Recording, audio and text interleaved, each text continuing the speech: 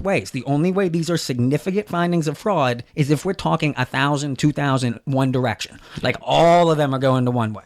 Yeah. And that's not, I'm not counting these. It could be a dump of 500 votes to one person. Well, they had totally in Allegheny possible. County back-to-back 4,000 ballot dump for Connor Lamb, and then 9,000 right after for Connor Lamb, and then he announced victory right after, like he knew they were coming. That Connor Lamb's one of the big ones. We're in ground zero of this. Yeah, that's another investigation. Like this isn't just happening at the presidential level. Like, and they're finding voter fraud down ticket where it's easier for them to find it because it's a local. They're not going across the whole country. No. They're dealing with their own area, and they're seeing like this one I'm talking about is where the nursing home in Butler all mailed in the same vote. That was the next thing I had with the dead people. And the likely of a whole entire old folks home voting the same way. There's no grumpy old guy in the corner wearing his "Make America Great Again" hat on. Some clerk at every assisted living nursing home gets everyone's mail and then picks it and puts it in all their boxes. Mm-hmm.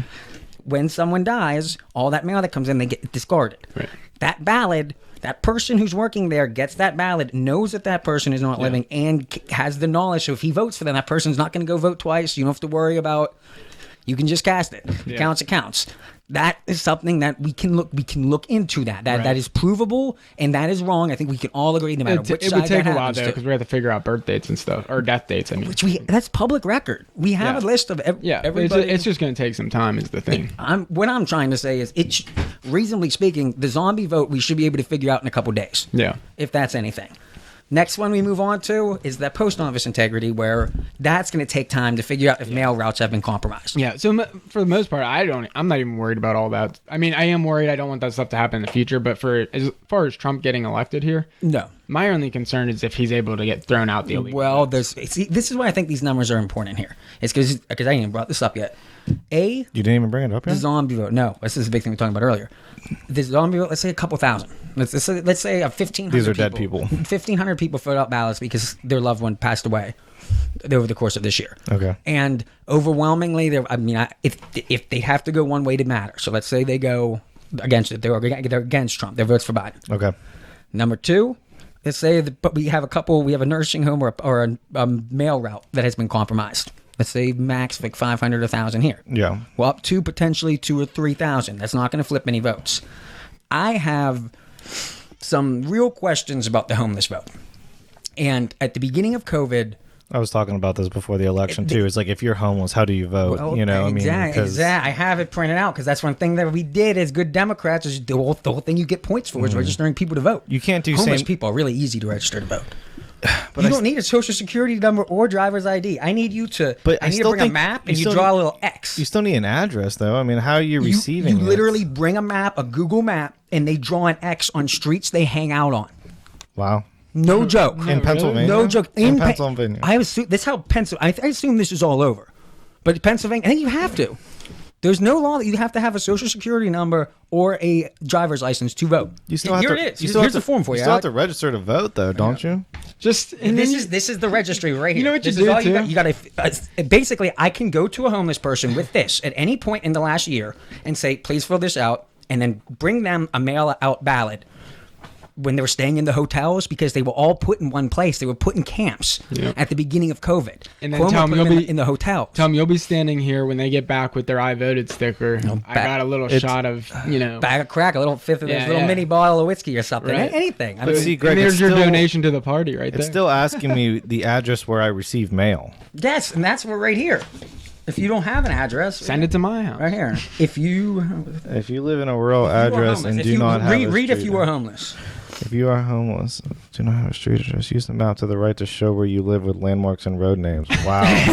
This is a real thing, okay? Where you spend most of your time.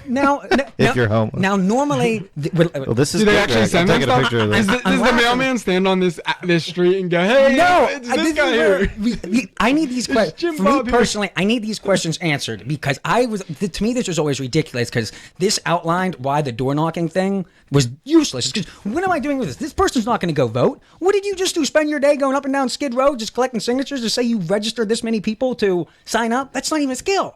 But if you're going to get to mail them all ballots, and if the cities and small town Democratic mayors are going to move Philadelphia's homeless population into a hotel, and then then you have them all corralled. A good Democrat wants everybody to vote and make sure he goes and brings them all their mail out ballots. On the flip side, though, what's so wrong with having a homeless person vote? Nothing. Are you just saying like these are made up people? I would not brag about winning the hobo vote.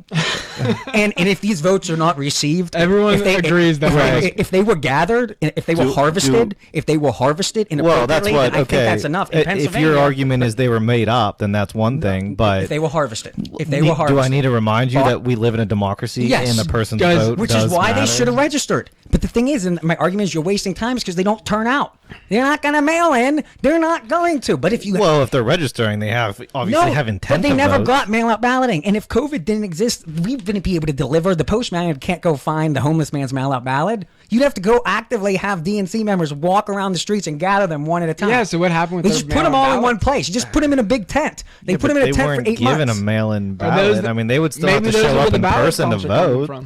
They would still have to show up in person to vote in this homeless situation that you're talking about. Not here.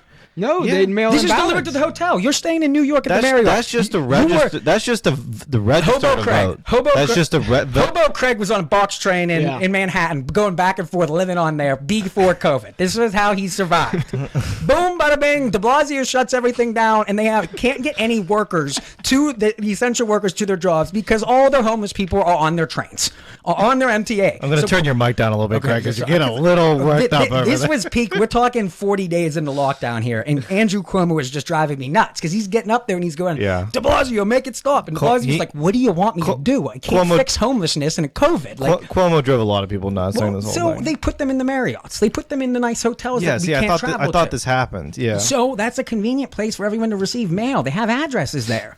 So all it would take is some good conscious person to go say, I want to make sure these people, like you just said, and it's from franchise, all voters. Let's go make sure they vote. They got them registered to vote, but that homeless person still needs to walk into a place. No, mail out ballot. Anybody got mail out ballot? But this isn't a mail in ballot. No, you have to do this to get a mail out ballot. You do this at the beginning of COVID, and then they just hand you one right then and there. They send it. You do this in March. Yeah, but they send it to the X on the map.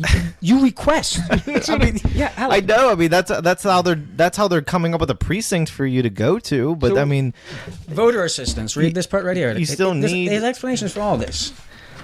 I require help to vote. I need this kind of assistance. Okay, fine. But I mean, it's just like you still need to receive mail if you're going to do a mail-in ballot. I know. And if you're staying in a hotel, if you're staying in a camp, then that's where they're going to put on here the address where you receive mail. And they'll take all the ballots for everyone currently in the camp, and they'll take them to if that homeless person actually has access to some type of address where they can receive mail. That's the question that I would like the Trump campaign to look into right now. A little bit better, I do not know what happened in different states. Right now, you have a lot of state races in California. The homeless population in California is a beaut. 150,000 people are homeless in California. That's enough to affect. Everyone's leaving there. And that's enough to affect some big big districts. Did you go over districts. all the homeless numbers when I was upstairs? No, let's do that. Let's do that now for the because I was surprised. What you say Pennsylvania was 15,000? We're not bad. We're winning for our state size. Number one, California. I threw that at 150,000. They're the only ones over 100,000. Do you have percentages too?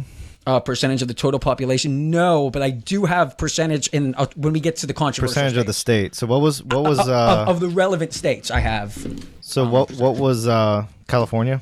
California's 151,000. 151. And do you have total population of California? No, but it's not. This is just for scale. I'm just trying to do some percentage. Let me ask Google what the population of California is. As my dog. Why don't you just search the average homeless percentage rate in the country? If that's the number you look, it's not really relevant. No, I want to do percentage difference. You actually might freak people out at home who listen to this who are going, you know what? Let's check on the homeless. Can we find the vote? Give me the vote. It's like I don't. In each state, it's different. I'm saying this is a major problem that I used to make fun of. That I think should look. How many people do you think live in California? You have a right to vote if you're homeless. For all the homeless listeners out there, you have a right to vote. How many people do you think live in California? Let's just look it up. I have the numbers. I want to know what your guess is. Oh, my guess? Yeah. I'm gonna go 50 million. Yeah, probably somewhere. Oh no, less. We're 6. Yeah, probably 50 million. 39.5. Okay. I'm happy with that guess. So. All right, number two. How many homeless people in New York? In New York. New York City alone.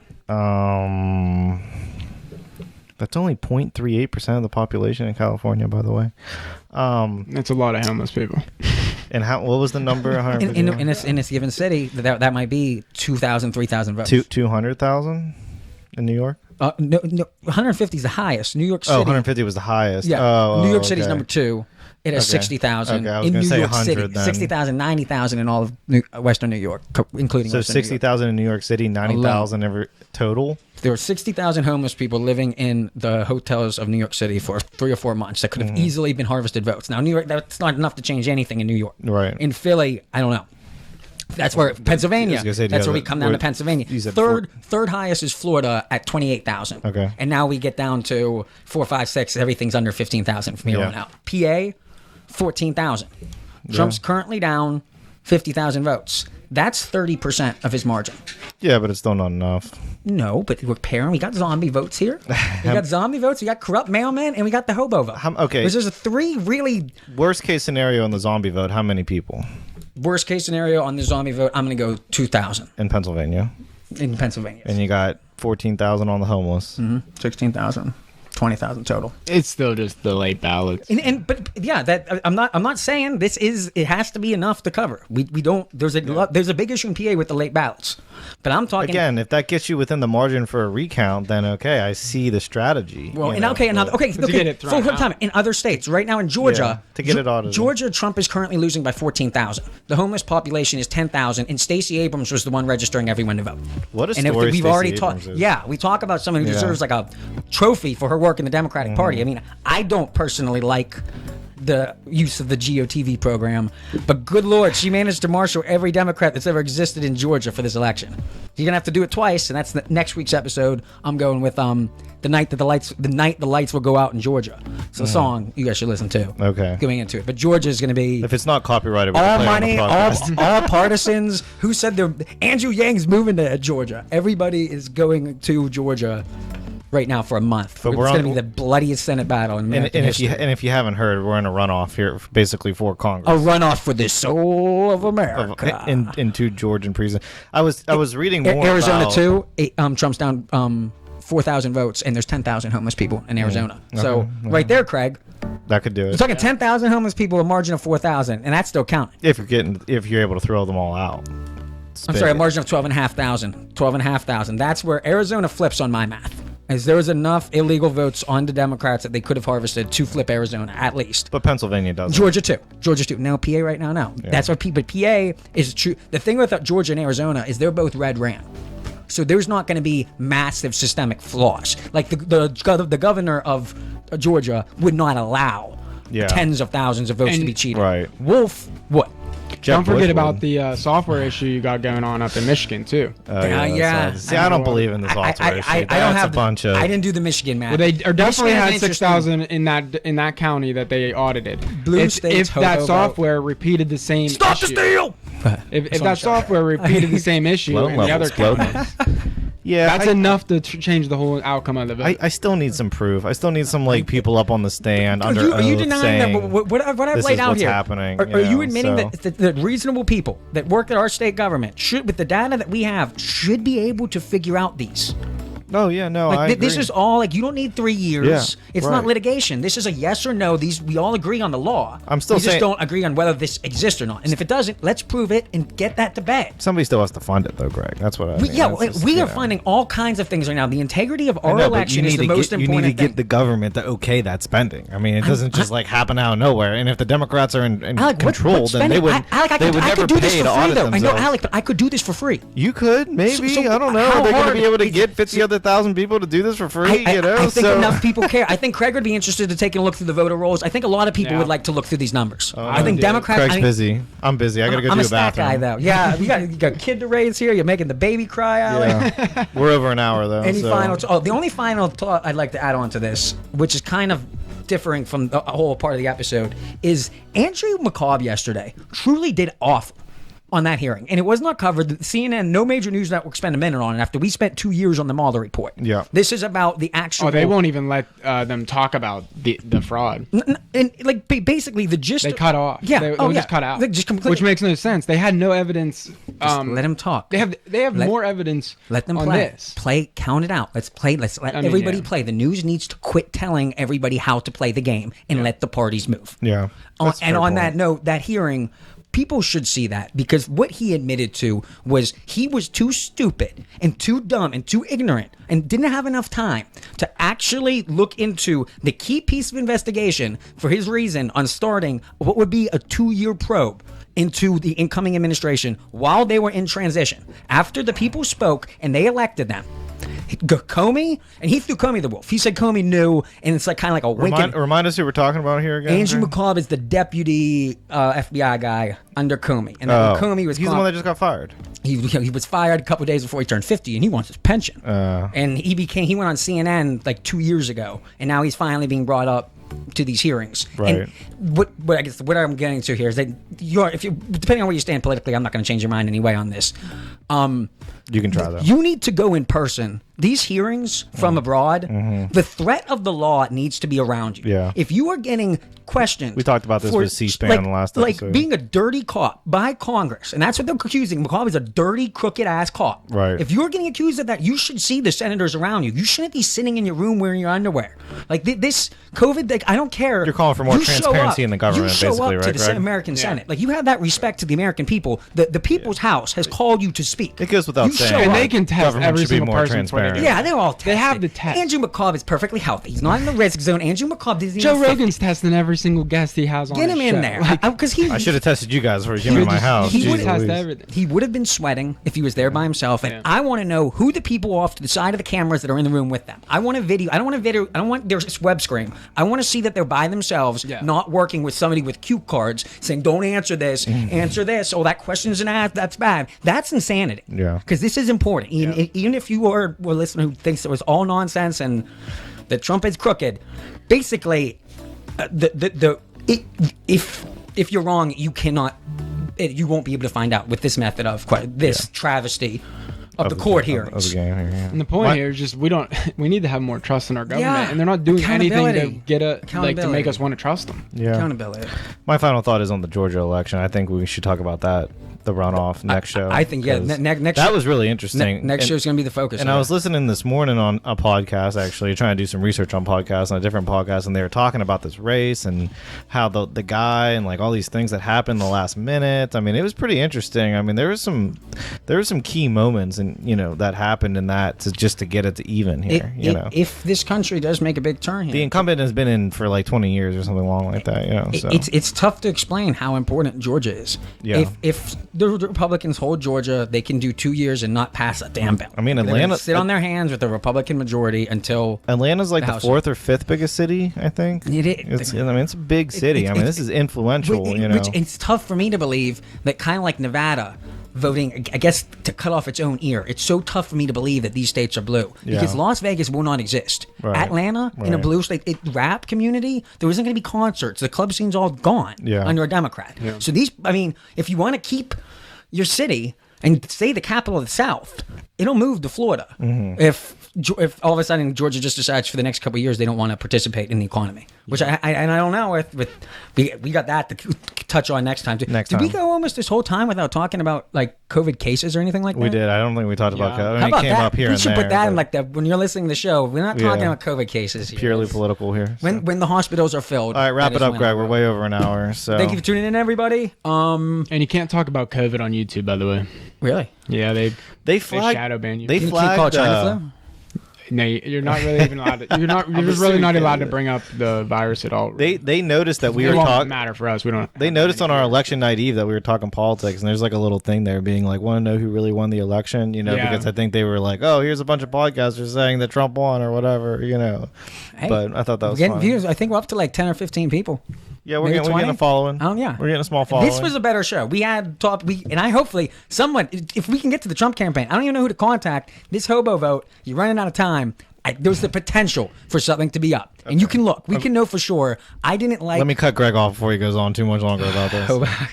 I'm going to lose the hobo. If I do ever run for anything, I can just throw out the homeless people. We'll update everybody on the hobo. I do believe they have a right to vote. I just think they should have to require a little bit of work, and Democrats should not be the one who are helping them fill out paperwork. Talk to everybody next time, guys.